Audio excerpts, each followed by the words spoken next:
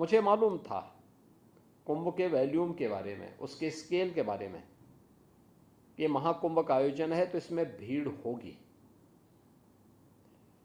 और भीड़ होगी तो होगा क्या कि जो पहले आ जाएंगे उनको तो कम पैदल चलना पड़ेगा, क्योंकि उनको हम संगम से 2 किलोमीटर 3 किलोमीटर के दायरे में पार्किंग दे रहे हैं। लेकिन जैसे जैसे पार्किंग भरती जाएगी वैसे वैसे लोगों को ज़्यादा पैदल चलना पड़ सकता है। अब जिसको 10 किलोमीटर पैदल चलना पड़ेगा, कभी पैदल चला नहीं है, और उसको कोई पुलिसकर्मी रोकेगा तो झल्ला ही जाएगा। उन स्थितियों में गुस्सा नहीं होना है, हाथ जोड़ करके उसको समझाना है, उसको बैठने की व्यवस्था करनी है। इन सभी चीजों के लिए उन्हें तैयार किया गया। ये सभी आयोजन करने के लिए हम लोगों ने फिर 19 का, हमारे पास एक उदाहरण था कि 19 के प्रयागराज कुंभ ने एक संदेश दिया था स्वच्छता और सुव्यवस्था का। टेक्नोलॉजी का कुछ हमने हद तक उपयोग किया था, उसका भी व्यापक प्रभाव पड़ा था। ऐसे ही 25 ये महाकुंभ होगा, इसमें भीड़ उससे ज्यादा होनी है। इतना ज्यादा भीड़ होगी ये हमें अंदाजा नहीं था, लेकिन मैं ये मानता था कि 24 की तुलना, यह 19 की तुलना में दुगनी भीड़ होगी, दुगनी। तो उसके लिए उस प्रकार की व्यवस्था की गई।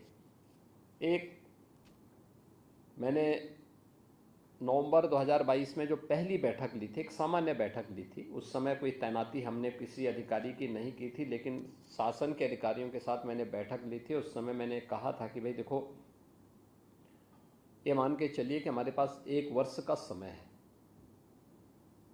दिसंबर 2023 से एक्टिविटीज वहाँ प्रारंभ हो जाएंगी। हमें ये सभी कार्य हर हाल में 10 दिसंबर 2024 तक कंप्लीट करने होंगे। और ये आयोजन सफल तब होंगे क्योंकि हम महाकुंभ को तो एक टेम्परेरी सिटी में आयोजित करेंगे, लेकिन उसका सपोर्टिंग सिस्टम होगा प्रयागराज सिटी। प्रयागराज सिटी के एक व्यवस्थित डेवलपमेंट प्लान को भी हमें आगे बढ़ाना पड़ेगा। देखिए, अंतर क्या होता है, जब लोगों को विश्वास पहले नहीं होता है तो लोगों में काफ़ी अनरेस्ट होता है, और जब पब्लिक को विश्वास होता है तो उसके बाद कोई अनरेस्ट नहीं होता है। 2019 में जब हम लोग प्रयागराज कुंभ का आयोजन कर रहे थे तो सिटी के अंदर के अतिक्रमण को हटाने के लिए, सिटी के अंदर विकास के कार्यक्रमों को आगे बढ़ाने के लिए जब हम लोग वहाँ पहुँचे तो मैं वहाँ पर पहली 2-3 बैठक ली, सभी जनप्रतिनिधि मौजूद थे, मंत्रीगण मौजूद थे, अच्छी बैठक हुई। लेकिन जब हमने कार्य करना प्रारंभ कर दिया तो एक एक करके विरोध शुरू हुआ। सबसे पहले जनप्रतिनिधियों ने, फिर मंत्रियों ने, फिर बैठक से वॉकआउट हो गया उन लोगों का। और मुझे लगता है कि कुंभ आयोजन के पहले के 6 महीने ऐसे थे जिनमें उन लोगों ने मेरे साथ किसी बैठक में प्रतिभाग नहीं किया। यह 2019 की स्थिति थी। उन लोगों ने कहा कि साहब आप पूरे प्रयागराज सिटी को उजाड़ रहे हैं। मैंने कहा उजाड़ूंगा नहीं, इसको ठीक करूंगा। उन्होंने कहा नहीं, कुंभ के पहले ठीक हो ही नहीं पाएगा। मैंने कहा नहीं, मैं तो काम तो उसी स्पीड से कर रहा हूं कि कुंभ के पहले मैं इसको ठीक कर दूंगा। खैर, अगर मैं उनके द्वारा उठाई गई समस्याओं पर ज़्यादा सुनता तो लगता था कि मैं काम नहीं कर पाऊंगा, कुछ भी उसका रास्ता नहीं निकाल पाऊंगा। तो मैंने कहा भी नहीं, मुझे ठीक करना है, और मैं उस समाधान की तरफ ही आगे बढ़ता रहा। परिणाम क्या था कि कुंभ के ठीक पहले दिसंबर में मैंने प्रधानमंत्री जी का कार्यक्रम लिया और भव्य तरीके से आयोजन को करके जितने भी प्रयागराज सिटी के डेवलपमेंट के कार्य हुए थे, जब कार्य कंप्लीट हो गए तब वही सभी लोग बैठक में आए। उन्होंने कहा साहब बहुत अच्छा हो गया प्रयागराज तो, क्योंकि रात रात भर मैं शाम को जाता था, क्योंकि मेरी बैठक में किसी मंत्री जनप्रतिनिधि को रहना नहीं था, अधिकारियों को रहना था, तो मैं शाम को जाता था यहाँ से। शाम को 6 बजे 7 बजे गया, आराम से बैठक लिया सर्किट हाउस में या मेला कार्यालय में बैठक लिया। बैठक लेने के बाद फिर उनके साथ में डिनर लिया। उसके बाद फिर रात्रि को 12 बजे के बाद फिर मैं निकलता था सिटी घूमने के लिए, और सुबह फिर वहीं से अपना स्टेट प्लेन लेकर के लखनऊ वापस आ जाता था। ये मेरा क्रम लगातार चलता था 2019 में। लेकिन जब सिटी की शकल सूरत बदल गई, सिटी में डेवलपमेंट के कार्यों को देखा लोगों ने, तो लोगों के दिमाग में आया कि हाँ सिटी में कुछ अच्छा हुआ है। और 2025 के महाकुंभ के पहले मैंने उससे दोगुना काम किया है प्रयागराज में, और कोई विरोध नहीं था। पब्लिक का भी सपोर्ट मिला, जनप्रतिनिधियों का भी सपोर्ट मिला, सभी लोग मेरे साथ खड़े थे। जहां मैं कहता था वहां लोग खड़े होते थे। तो पब्लिक का ये विश्वास अत्यंत महत्वपूर्ण होता है इन सभी आयोजनों में। और परिणाम क्या था, हम लोगों ने उसके स्केल को बढ़ाया। जैसे प्रयागराज में हम लोगों ने मेले के दायरे को बढ़ाया। 2019 में जितना था, हमने कहा लगभग इसका दुगना करने का प्रयास करो। 2000 हेक्टेयर में था, यानी 5000 एकड़ में, तो इसको 10,000 एकड़ में बना दो। टॉयलेट 1 लाख थे तो उसको 1.5 लाख करो। संस्थाएं 6000 थीं तो इस बार 8000 आएंगी। 1 लाख टेंटेज थे पहले, 60,000 टेंटेज थे पहले 19 में, इस बार मान के चलो कि 1 लाख से ऊपर आएंगे। पेंटोन केवल 22 थे, उसको 30 किया गया। यानी हर एक के दायरे को बढ़ाया गया। पार्किंग स्पेस 5000 एकड़ में केवल पार्किंग के 6 अलग अलग स्थल हर रूट पे दिए गए थे, जिसमें 6 लाख बसेज और 4 व्हीलर को हम पार्क कर सकते हैं। लेकिन मैं ये जानता था कि कहीं ना कहीं हम लोग चूकेंगे, क्योंकि मुझे आशंका थी कि भीड़ इससे ज़्यादा हो सकती है, इसलिए हमें इसको बढ़ा के 10 लाख तक करना था। लेकिन प्रयागराज उसके आसपास स्पेस नहीं था, तो हम लोगों ने नेबरिंग डिस्ट्रिक्ट में भी मिर्ज़ापुर, भदोई, जौनपुर, प्रतापगढ़, कौशाम्बी, फतेहपुर, चित्रकूट, इन जनपदों में भी कुछ पार्किंग स्पेस दिए थे और होल्डिंग एरिया तैयार किए थे। रेलवे 2013 में रेलवे स्टेशन पर भगदड़ मची थी, 42 लोगों की दुखद मृत्यु हुई थी। तो रेलवे का मुख्य जंक्शन के साथ साथ 9 अन्य स्टेशन का विस्तारीकरण किया गया। प्रयागराज में एयरपोर्ट का विस्तारीकरण किया गया, सिविल टर्मिनल का, होल्डिंग एरियाज बनाए गए।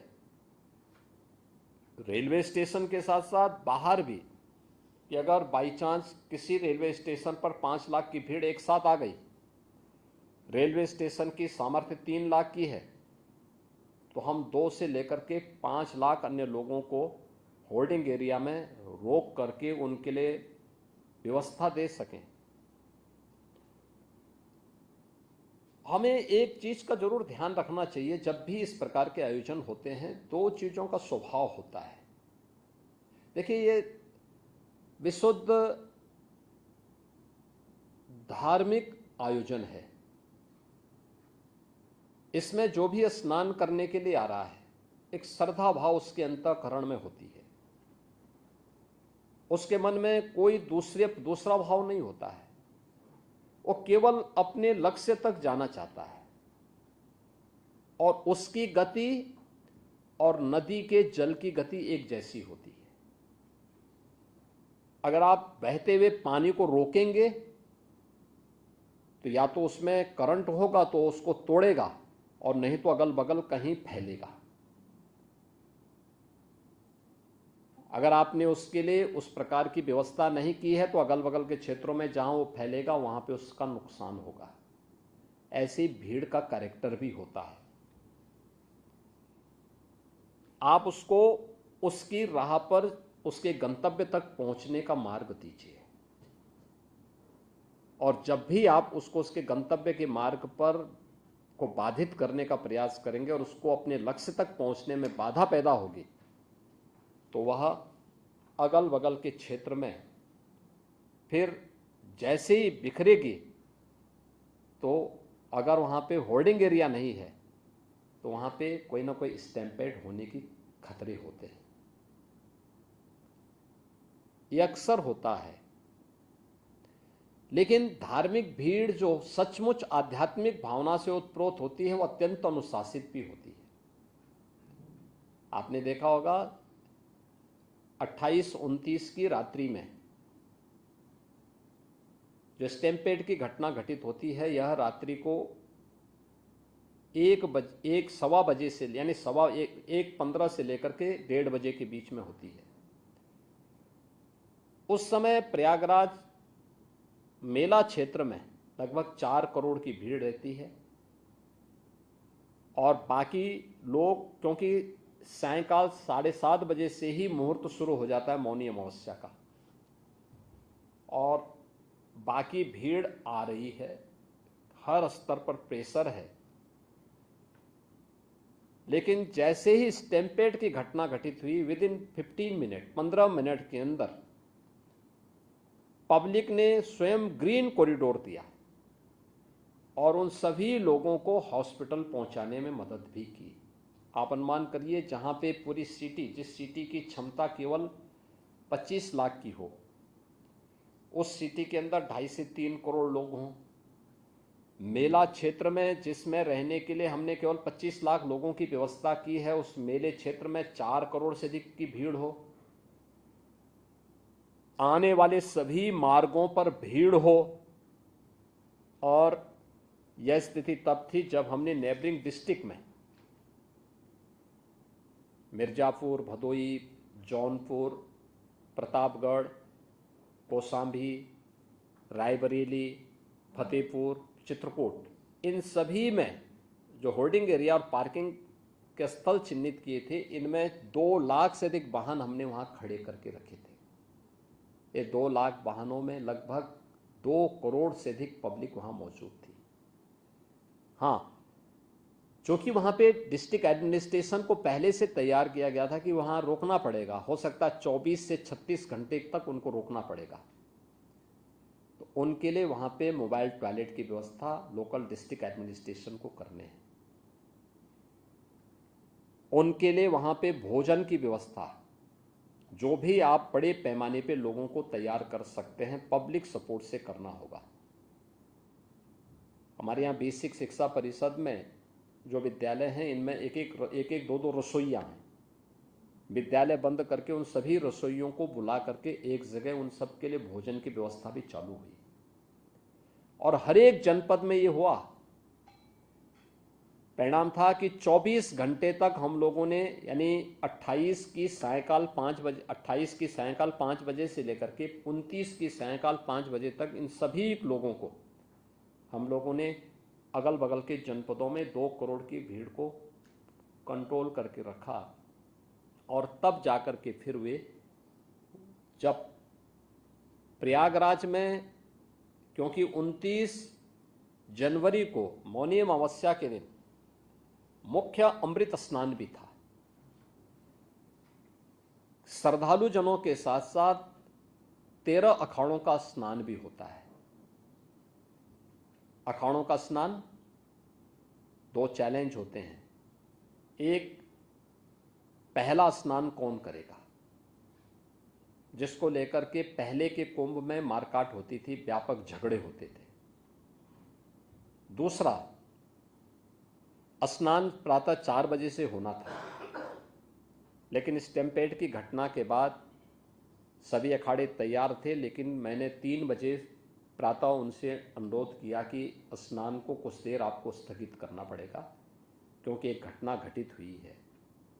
घटना पैनिक न हो, इसलिए हमने उसको हॉस्पिटल तो लोगों को पहुंचाया, उनके उपचार भी करवाए, कुछ लोगों की दुखद मौत भी हुई, लेकिन हमने इसको बहुत हाईलाइट नहीं होने दिया पहले, क्योंकि घटना पैनिक न हो। क्योंकि हमारे पास उस समय 8 करोड़ लोग, 8 करोड़ श्रद्धालु और संत उस समय प्रयागराज में मौजूद थे, मेला क्षेत्र में, प्रयागराज सिटी में। इस प्रकार की घटना की पुनरावृत्ति न हो, इसके लिए फिर यहाँ से स्वयं हम लोगों ने कंट्रोल करना प्रारंभ किया। अधिकारीगण मौके पे मौजूद थे, इन चीज़ों को हम लोग लगातार उन चीज़ों को करने लग गए। और फिर उनका स्नान, चूँकि मुहूर्त 29 को पूरे दिन भर था, तो फिर दोपहर 12 बजे तक उनको लिए संगम नोच खाली करवा करके वहाँ पे उनके स्नान की तैयारी की गई। और फिर 3 बजे से 2-2:30 बजे से उनका स्नान प्रारंभ हुआ, 13 के 13 अखाड़ों का और अन्य संतों का। एक प्रेशर संतों का स्नान करने का था, दूसरा श्रद्धालु सकुशल स्नान करके निकल भी सके, यह एक आयोजन था। देखिए, एक विपरीत परिस्थिति में निर्णय लेने की सामर्थ्य विकसित करना एक चैलेंज था। अक्सर होता है जब इस प्रकार की स्थितियां आती हैं तो बहुत सारे लोग हाथ पैर छोड़ देते हैं और ये मान के चल देते हैं कि अब जो होना होगा देखा जाएगा।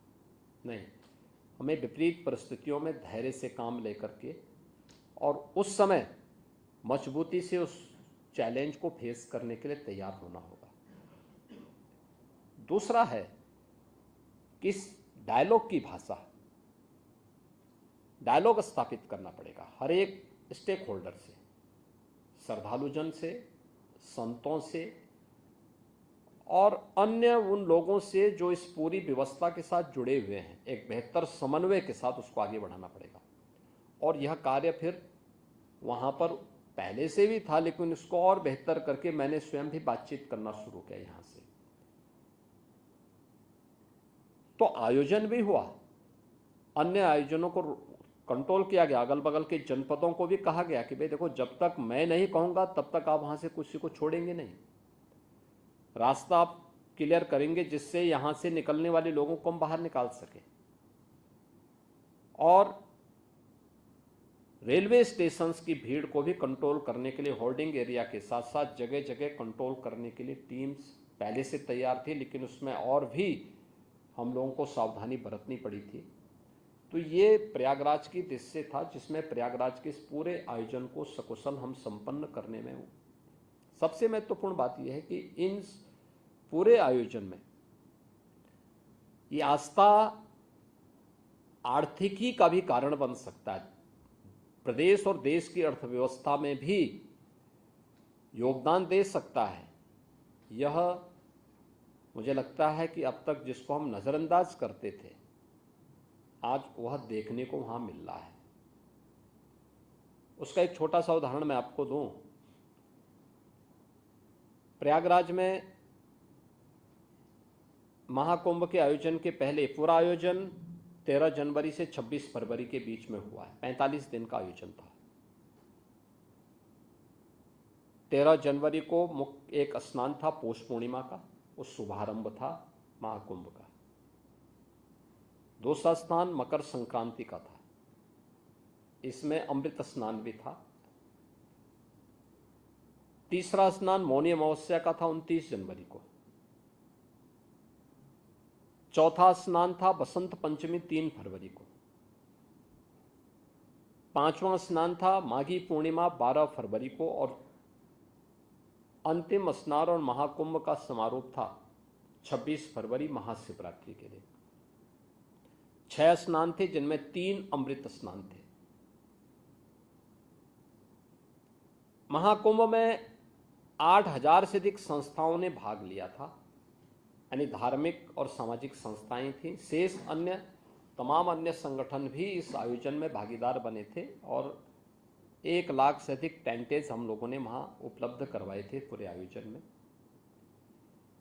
बालू में चलना आसान नहीं होता है, क्योंकि अगर गीला होगा तो धंसेगा और अगर थोड़ा बहुत सूखा है, धूप है, तो वह धूल उड़ाएगा बहुत। उसके लिए चेकर्ड प्लेट बिछाई जाती है।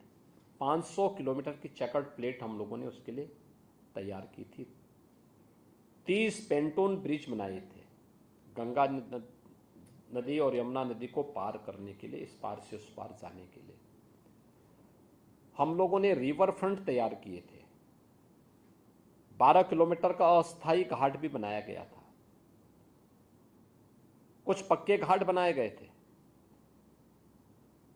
जो लोग सामान्य दिनों में, अक्सर होता क्या था, कुंभ के दौरान बसंत पंचमी के स्नान के बाद मेला लगभग समाप्त हो जाता था। केवल कल्पवासी बसते थे माघी पूर्णिमा तक। उनका एक महीने का चलता है, पौष पूर्णिमा से माघी पूर्णिमा तक। शेष मेला बसंत पंचमी के दिन लगभग संपन्न हो जाता था। लेकिन पहली बार था कि मेला महाशिवरात्रि तक चला। हमने अंदाजा लगाया था कि 45 दिन में एवरेज 75,000 से 1 करोड़ लोग आएंगे, यानी 75,000 से 1 करोड़ लोगों की उपस्थिति होगी। लेकिन एवरेज जो उपस्थिति थी पूरे आयोजन में, ये मौनी अमावस्या के पहले, यानी मौनी अमावस्या में 28, 29 और 30 को ही 15 करोड़ श्रद्धालु वहां आए थे, जिनमें 5 करोड़ 28 जनवरी को, 8 करोड़ आए थे आपके 29 जनवरी को, और 2 करोड़ थे 30 जनवरी को। शेष उससे पहले लगभग 3.5 करोड़ आए थे मकर संक्रांति को, और 1.5 करोड़ आए थे पौष पूर्णिमा 13 जनवरी को। अन्य दिनों में 50 लाख, 60 लाख, 50 लाख, 60 लाख चल रहा था। ये मौनी अमावस्या के पहले, यानी 28 के पहले। लेकिन 28 के बाद, 29 के बाद, 30 के बाद ये संख्या 1.5 करोड़, 1.25 करोड़ पर डे के हिसाब से चलती रही। और आपके लगभग 3 करोड़ के आसपास थी बसंत पंचमी के दिन, 2 करोड़ के आसपास थी आपके माघी पूर्णिमा के दिन, और बाकी अन्य दिनों में 1.25, 1.5, 1.25 ये संख्या वहाँ निरंतर चलती रही। ये पब्लिक के मन में, देश में, दुनिया में कोई भी ऐसा तबका नहीं था। राष्ट्रपति जी आए थे, उपराष्ट्रपति जी इस आयोजन में भागीदार बने, प्रधानमंत्री जी 5 फरवरी को इस आयोजन में भागीदार बने, उपराष्ट्रपति जी 1 फरवरी को इस आयोजन में भागीदार बने थे, 10 फरवरी को राष्ट्रपति जी आई थी, तमाम केंद्रीय मंत्रीगण आए थे, राज्यपाल आए थे, माननीय मुख्यमंत्रीगण आए थे, और 74 देशों के एम्बेसडर और हाई कमिश्नर्स भी इस आयोजन में भागीदार बने। भूटान के नरेश भी इस आयोजन में भागीदार बने थे। 12 देशों के मंत्रीगण आए थे, और अन्य देशों के लगभग 100 से अधिक देशों की भागीदारी इस पूरे आयोजन में होती है। हर एक तबका उस आयोजन का हिस्सा बना था, क्या उद्यमी हो, क्या सामान्य नागरिक हो, क्या वह सेलिब्रिटीज हो, चाहे वह फिल्म स्टार हो, चाहे वह देश का जो क्रिकेटर हो, या कोई भी अन्य, हर एक तबके का व्यक्ति उस आयोजन का हिस्सेदार बना था। और जो भी आया उस अद्भुत संगम को देख करके, दृश्य को देखकर अभिभूत होता था, डुबकी लगा करके फिर वहां से बहुत अच्छी बातों को लेकर के जाता था। प्रयागराज के बहुत सारे सबक भी हैं, और महाकुंभ का सबक यही है। देखिए, श्रीमद् भगवत गीता एक बात कहती है कि ये यथा माम प्रवदन्ते तांस तथैव भजाम्यहम्। यानी श्रीमद् भगवत गीता में भगवान कहते हैं कि जो मुझे जिस दृष्टि से देखता है, जिस रूप में भजता है, मैं उसको उसी रूप में दिखाई देता हूँ। जिसने जिस रूप में प्रयागराज को देखा, महाकुंभ को जिस रूप में देखा, उसको वही दर्शन वहां हुए भी, और हर तबके के व्यक्ति को उसके अनुरूप वहां सामग्री भी मिले। आप देखें, दुनिया के अंदर आप में से बहुत सारे लोग ऐसे होंगे जिन्होंने दुनिया के तमाम न्यूज़पेपर को भी देखा होगा और उन आयोजनों में आप भागीदार भी बने होंगे जिसके बारे में उनकी नेगेटिविटी और उनके द्वारा जो तमाम प्रकार की गलत टिप्पणियां की जाती थी, उनमें अगर आप देखेंगे बहुत सारे ऐसे थे जिन्होंने इस पूरे आयोजन के बारे में जो टिप्पणी की है। द वॉल स्ट्रीट जर्नल जो यूएस की है, उसने कहा है कि यह एक ऐसा आयोजन था जहां अमेरिका की कुल आबादी से ज़्यादा लोग जुटे, यानी यूएस की जो कुल पॉपुलेशन है उसकी लगभग दोगुनी आबादी इस आयोजन का हिस्सा बनी थी। बीबीसी ने कहा कि महाकुंभ मानवता का सबसे बड़ा समागम था। बीबीसी की टिप्पणियां हर व्यक्ति जानता है। एक्सप्रेस ट्रिब्यून ने यह विश्व का सबसे बड़ा धार्मिक समारोह था। द न्यूयॉर्क टाइम्स ने लिखा है कि आयोजन न केवल श्रद्धालुओं और पर्यटकों, यानी इस आयोजन में न केवल श्रद्धालु और पर्यटक ही नहीं बल्कि नेता और हस्तियां भी पहुंची। राइटर्स ने लिखा यह डिजिटल कुंभ था जिसमें व्यवस्था बनाने के लिए तकनीक का बेहतरीन इस्तेमाल किया गया था। हमने डिजिटल टूरिस्ट मैप भी जारी किया था। अगर किसी श्रद्धालु को कहीं जाना है तो उसके लिए उस प्रकार की व्यवस्था, क्यूआर कोड को डाउनलोड करिए, आप उसके माध्यम से वहाँ तक पहुँच सकते हैं। टॉयलेट की पोजीशन क्या है, आप उसके माध्यम से जानकारी ले सकते हैं। हम लोगों ने इसके अलावा वहाँ पे सुरक्षा के लिए भी इसका बेहतरीन इस्तेमाल किया था। 2700 कैमरे थे जो 360 डिग्री तक जिनका इस्तेमाल किया जा सकता था, और integrated command and control centre से हम लोगों ने एक एक की मॉनिटरिंग की थी। ट्रैफिक मैनेजमेंट का हो या फिर सिक्योरिटी का हो। हम लोगों ने एंटी ड्रोन सिस्टम के साथ पूरे कुंभ क्षेत्र को कवर करके रखा था। कोई भी ड्रोन बिना परमिशन के वहां उड़ नहीं सकता था, और इसके लिए पहली बार किसी आयोजन में एंटी ड्रोन सिस्टम का इस्तेमाल किया गया था। द गार्डियन ने लिखा है कि यह पर्वों का पर्व था, लोगों की उमंग और उत्साह चरम पर रहा। सीएनए ने लिखा कि दुनिया के सबसे बड़े धार्मिक समागम में 60 करोड़ से ज़्यादा लोग शामिल हुए। यह आस्था की अभिव्यक्ति की शानदार नज़ारा है। और यूनेस्को ने लिखा है, यूनेस्को के जो डायरेक्टर थे टिम कर्टिस, उन्होंने भी एक बयान इस पर जारी किया था। वे स्वयं महाकुंभ के आयोजन में भागीदार बने थे। उन्होंने भी इस बारे में लिखा कि यूनेस्को ने 2019 में कुंभ मेले को मानवता के अमूर्त सांस्कृतिक धरोहर के रूप में मान्यता दी। इससे पहले 2023 से इसके सामाजिक, आर्थिक और पर्यावरणीय प्रभावों की निगरानी की जा रही थी। कुंभ मेला प्राकृतिक और सांस्कृतिक धरोहर के रूप में विश्व को एक नई दृष्टि प्रदान करता है। यह भारत के प्रति एक दृष्टि देता है। आयोजन उत्तर, दक्षिण, पूरब, पश्चिम, जिसके बारे में आदरणीय प्रधानमंत्री जी बार बार कहते हैं कि एक भारत श्रेष्ठ भारत, उसकी अभिव्यक्ति का भी एक बहुत बड़ा माध्यम बना है। न जाति का भेद, न क्षेत्र का भेद, न भाषा का भेद, न पंथ का भेद, किसी भी प्रकार के भेद से मुक्त एक ही नदी के एक ही घाट पर सभी लोग उसी पवित्र भावना के साथ डुबकी लगा रहे थे, और जो जिस भाव के साथ डुबकी लगा रहा था उसको उस प्रकार की अनुभूति उस आयोजन में देखने को भी मिली। इस पूरे आयोजन के लिए जो चीज़ें हम लोगों ने की, जैसे हम लोगों ने सेंट्रल और स्टेट गवर्नमेंट ने मिलकर के लगभग 7,500 करोड़ हमने इस पूरे आयोजन में खर्च किए।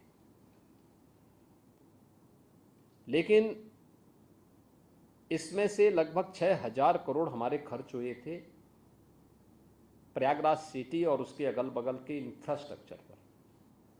जैसे हमने 200 से अधिक सड़कों को 2 लेन थी तो 4 लेन, 4 लेन थी तो 6 लेन में बदलने का काम किया था। 14 नए फ्लाईओवर बनाए, 9 अंडरपास बनाए, प्रयागराज की विरासत से जुड़े हुए 12 कॉरिडोर बनाए गए, जैसे Akshay Vat corridor, Saraswati Koop corridor, Maharshi Bharadwaj corridor, Shringverpur में निषादराज गुहा कॉरिडोर, नागवासुकी कॉरिडोर, प्रयागराज के जो इष्ट देव हैं वो बेनी माधव हैं, 12 माधव की मान्यता है प्रयागराज में। इन 12 माधव की कॉरिडोर को भी हम लोगों ने डेवलप किया। तो ये सभी पे पैसा हम लोगों ने दे करके उसका डेवलपमेंट किया। लेटे हुए हनुमान जी, जो बड़े हनुमान जी हैं, उनका भी एक कॉरिडोर वहाँ पे बनाया, पूरा उसको तैयार किया गया है। इसके अलावा जो बात अक्सर चलती थी, जिसके बारे में यूनेस्को ने भी बात कही है ना, कि 2023 से ही उस बात को देखना चाहते थे कि इतना बड़ा आयोजन होगा तो स्वाभाविक रूप से इसके पर्यावरणीय उस पर क्या असर पड़ेगा। हम लोग इस बात को जानते थे और 2013 की घटना भी हमारे सामने थी, जब मॉरिशस के माननीय प्रधानमंत्री आए थे और उनको गंगा जी में गंदगी देखने को मिली। उसके बाद वो हिम्मत नहीं कर पाए थे स्नान करने का। तो हम लोगों ने इस बात को ध्यान में रखा था कि पहले दिन से ही, कि गंगा नदी हो या यमुना नदी, कहीं भी कोई नाला या कोई सीवर लीक ना होने पाए, सिटी का हो या उससे ऊपर भी। देखिए, इस उत्तर प्रदेश के अंदर गंगा नदी का जो सबसे क्रिटिकल पॉइंट था वह है कानपुर था। कानपुर में 125 वर्ष से अकेले सीसामऊ के पास 4 करोड़ लीटर सीवर प्रतिदिन गंगा नदी में गिरता था। हम लोगों ने 3 वर्ष पहले ही उसे टेप करवा करके आज एक भी बूंद सीवर वहां से गंगा नदी में नहीं गिरता। जाजमऊ कानपुर का ही है, जहां पे ट्रेनरीज का सभी एफ्लुएंट गिरता था। ये बहुत ही खतरनाक विषैला एफ्लुएंट था और इसको, उसका दुष्प्रभाव क्या था कि उसके कारण गंगा नदी के सभी जलीय जीव भी मर गए थे। हम लोगों ने उसको भी कंट्रोल किया और 2 वर्ष पहले उसको कंट्रोल करके हर एक ट्रेनरी पे सीसीटीवी कैमरे लगा दिए गए। राउंड द क्लॉक उसकी मॉनिटरिंग होने लग गई। या तो आप ट्रेनरी चलाइए, उसके लिए आप यहाँ पे कॉमन ट्रीटमेंट प्लांट के साथ इसको जोड़िए, आपको फैसिलिटेट हम कर रहे हैं, अन्यथा इसको बंद करिए, ये नहीं चल सकता। प्रयागराज में भी हम लोगों ने एसटीपी के निर्माण की कार्रवाई को नमामि गंगे परियोजना के साथ जोड़ करके पूरा किया था, लेकिन फिर भी 261 एमएलडी के सेवर ऐसे थे जो अभी एसटीपी के साथ टेप नहीं किए गए थे। तो इसको हमने बायो रेमेडिएशन और जियो ट्यूब के माध्यम से जोड़ने का काम किया था और कहीं भी कोई एक भी बूंद सेवर न गिरे। लेकिन इस सब के बावजूद लोगों ने फेक रिपोर्टिंग करनी प्रारंभ की थी। लेकिन हमारी स्वयं स्टेट गवर्नमेंट की पॉल्यूशन कंट्रोल बोर्ड की लैब्स वहाँ मौजूद है। हमने कुछ प्राइवेट लोगों को भी, प्राइवेट पार्टीज को भी वहाँ पे लैब्स स्थापित करने के लिए वो किया था कि आप भी करेंगे, हम भी करेंगे, और फिर हम सैंपल को एक दूसरे के सैंपल को एक दूसरे को शेयर भी करेंगे, वो लोग एक दूसरे के यहाँ भी देखें। देखिए, जल की शुद्धता के 2 मानक होते हैं। एक बीओडी 5 से यानी 3 से कम होना चाहिए। यह जब भी हम लोगों ने इसके लिए अलग अलग समय में जनवरी से लेकर के और 26 फरवरी तक निरंतर हम लोग इसको लेते रहे, और जब भी लिया गया इसकी मात्रा संगम में, देखिए कोई ना कोई ऐसा दैवीय गुण जरूर है कि संगम में जब भी हम लोगों ने कहीं से भी सैंपल लिए तो संगम में यह 3 से नीचे ही मिलता था। 2, 1 इसमें हमें मिलता था। और डीओ डिसॉल्व ऑक्सीजन, इसकी मात्रा के बारे में जब भी हम लोगों ने वहाँ पे चर्चा की तो ये 5 से ऊपर होना चाहिए, और संगम तट पर ये हमेशा 8, 9, 10 इससे ऊपर मिलता था। हाँ, बीओडी की मात्रा जब हम थोड़ा ऊपर आते थे तो बीओडी 3 और उसके आसपास मिलती थी। यमुना जी में थोड़ा सा ऊपर जाते थे तो उससे ज़्यादा मिलती, संगम में वो इतना मिलता था। एक जिसके बारे में लगातार लोग चर्चा कर रहे थे, जिसको सेंट्रल पॉल्यूशन कंट्रोल बोर्ड के नाम पे भी एक रिपोर्ट छापी गई थी कि फीकल कोलिफॉर्म की मात्रा बढ़ गई है।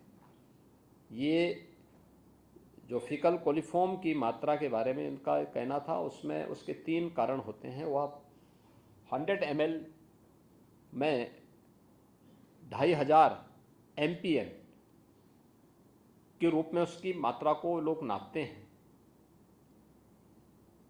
कि 2500 से ये कम होना चाहिए। जब भी हम लोगों ने अलग अलग डेट पर 11 जनवरी से लेकर के 26 फरवरी तक जब भी हम लोगों ने लिया फीकल कोलिफॉर्म की मात्रा बढ़ने का कारण, अगर वह 100 ml में 2500 से ऊपर है तो मान के चलिए कि उसके 3 कारण हो सकते हैं। या तो कहीं पे सीवर लीक है, या जो जानवर होते हैं, भैंस, गाय, ये नदी में स्नान करते हैं, गोबर करते हैं, तो उसके कारण भी फीकल कोलिफॉर्म की मात्रा बढ़ती है, काफ़ी ज़्यादा बढ़ जाती है। या इसके कारण ये बढ़ रहा है, या फिर कोई अन्य कारण है कि नदी पहले से प्रदूषित है। हम लोगों ने 12 जनवरी से लेकर के और 26 फरवरी के बीच में संगम में जब भी फीकल कोलिफॉर्म के नमूने लिए, ये हमेशा, यानी संगम में ये 100 तक आ रहे थे, यानी जो 2500 से नीचे होना चाहिए था वो 100 तक आ रहा था। हाँ, इसकी मात्रा उस जगहों पर हमें, जब हम काफ़ी ऊपर आते थे और जहाँ पर अक्सर हम लोग देखते हैं सामान्य दिनों में कि लोग अपने भैंस को इस पार से उस पार ले जा रहे हैं या भैंस वहाँ छोड़े हुए हैं, तो हो सकता है कुछ सैंपल वहाँ के रहे होंगे जिसमें 1200-1300 तक वो फीकल कोलिफॉर्म की मात्रा वहाँ मिल रही थी। शेष अन्य स्थलों पर भी बहुत सारी जगह पर ये चीज़ें हम लोग लगातार उसकी निगरानी कर रहे थे, और जिसमें हम लोगों ने इसको चैलेंज किया था कि भाई आपके जो नमूने हैं ये गलत हैं, आप हमारे सैंपल को लीजिए, और हमारी टीम आपको इसको चैलेंज कर रही है। 2 लैब्स यहाँ पे मौजूद हैं, आप इसके अनुसार इसको देखिए। अंततः सेंट्रल कंट्रोल बोर्ड को इसके बारे में, पॉल्यूशन कंट्रोल बोर्ड को इसके बारे में इस बात को मानना पड़ा था।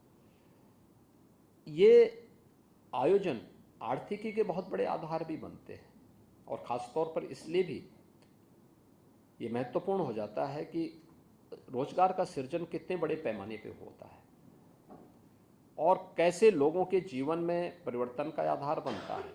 अलग अलग प्रकार के नए चीज़ें देखने को मिले। छोटा सा उदाहरण मैं आपको उपलब्ध कराता हूँ कि एक सज्जन आए थे हमारे पास, उन्होंने कहा कि साहब मैं एक इन्वेस्टमेंट करना चाहता हूँ कुंभ में। हमने कहा भी किस प्रकार का इन्वेस्टमेंट है? उन्होंने कहा साहब मैं वहाँ पे 12 ज्योतिर्लिंग का एक रेप्लिका बनाना चाहता हूँ। तो मुझे भी लगा अभी कौन आना चाहेगा, एक 12 ज्योतिर्लिंग जिसको दर्शन करना होगा उन 12 ज्योतिर्लिंगों में जाके दर्शन करेगा, यहाँ रेप्लिका बना के क्या करेगा। लेकिन हमने उसको प्रेरित किया कि भाई ठीक है, अगर आप, क्योंकि प्रधानमंत्री जी की रुचि भी है, तो हमने कहा भी जितना भी रॉ मटेरियल है, स्क्रैप का जितना भी स्टील, लोहा है या टायर है, या फिर जितना भी एल्यूमिनियम, जितना भी इस प्रकार का जो है जो मटेरियल है, उसका उपयोग करते हुए अगर आप बनाते हैं तो हम आपको सपोर्ट करेंगे। नगर निगम से कहा गया कि भाई आप इसको इसमें सपोर्ट करो, इसमें देखो, इनसे बातचीत करो। तो नगर निगम प्रयागराज ने उनके साथ कहा, तो प्रयागराज से उन्होंने 11 एकड़ लैंड मांगी। उन्होंने बताया मैं 12 ज्योतिर्लिंगों को बनाऊंगा और 6 अन्य महत्वपूर्ण ज्योतिर्लिंगों को के रेप्लिका तैयार करूंगा, और उसको मैं वहाँ मूर्ति या कोई ज्योतिर्लिंग नहीं रखूंगा, बाहर ही मंदिर का वो बनाऊंगा, ढांचा तैयार करूंगा और बाहर एक वीडियो स्क्रीन के माध्यम से प्रत्येक ज्योतिर्लिंग में उसके बारे में बताऊंगा। ये ज्योतिर्लिंग ठीक उसका कोऑर्डिनेट वही होगा जो जहां पे जिस कोऑर्डिनेट के साथ स्थित है भारत के अंदर। हमने ओके किया, उसने बनाया। जनवरी फर्स्ट वीक में मैंने उसको उद्घाटन भी किया। 10 जनवरी से 31 जनवरी तक उसने जितना इन्वेस्ट किया था वो पूरा पैसा अपना कमा चुका था। 14 करोड़ उन्होंने इन्वेस्ट किया था, 14 करोड़ की उसकी कमाई हो गई थी। हैं? हाँ, उसके बाद तो प्रॉफिट ही है और वो आज भी चल रहा है। यानी ये तो मैं 21 दिनों की बात कर रहा हूँ, वो 26 फरवरी के 27 फरवरी तक लगातार वैसी भीड़ चलते रही उसमें। तो यह एक अपने आप में उदाहरण है। ऐसे ही आप किसी भी उसको देखेंगे वहां पे, अपने आप में एक अद्भुत वो है कि कैसे वहां पर अलग अलग तबके के लोगों ने अपनी आजीविका का एक नया माध्यम बनाया था। तो जो जिस भाव से गया उसको उस प्रकार की दृष्टि वहां देखने को मिली, उस प्रकार की सृष्टि भी उसको देखने को मिली। और महाकुंभ के आयोजन के बहुत सारे सबक हैं। हमें धैर्य के साथ इस प्रकार के आयोजन के साथ जुड़ना होगा। विपरीत परिस्थितियों में धैर्य खोए बगैर नए मार्ग हमें देखने पड़ेंगे और प्रकृति के उन नियमों का पालन करना पड़ेगा जो पहले से हमारे सामने मौजूद हैं। जैसे नदी का प्रवाह है, आप छेड़ोगे तो उसके दोनों परिणामों के बारे में हमें पहले से इंतजार करना पड़ेगा। ऐसे ही भीड़ का भी प्रवाह होता है, उसको या तो उसकी राह चलने दो, उसको मार्ग दीजिए जाने के लिए आगे, और नहीं तो फिर वह कहीं ना कहीं भगदड़ का कारण जरूर बनेगा। मुझे अच्छा लगा कि भारतीय डाक सेवा से जुड़े हुए आप सभी अधिकारीगण इसमें रुचि लिए और IIM लखनऊ में आप लोगों ने यहाँ पर आकर के आज इस संवाद के कार्यक्रम में मेरे साथ भी आपको यहाँ पर जुड़ने का अवसर प्राप्त हुआ है। मैं प्रोफेसर सब्यसाची सिन्हा जी को और उनकी पूरी टीम को धन्यवाद देता हूँ। आप सबका एक बार फिर से स्वागत करता हूँ। बहुत बहुत धन्यवाद। IIM की तरफ से मैं भी आपको बहुत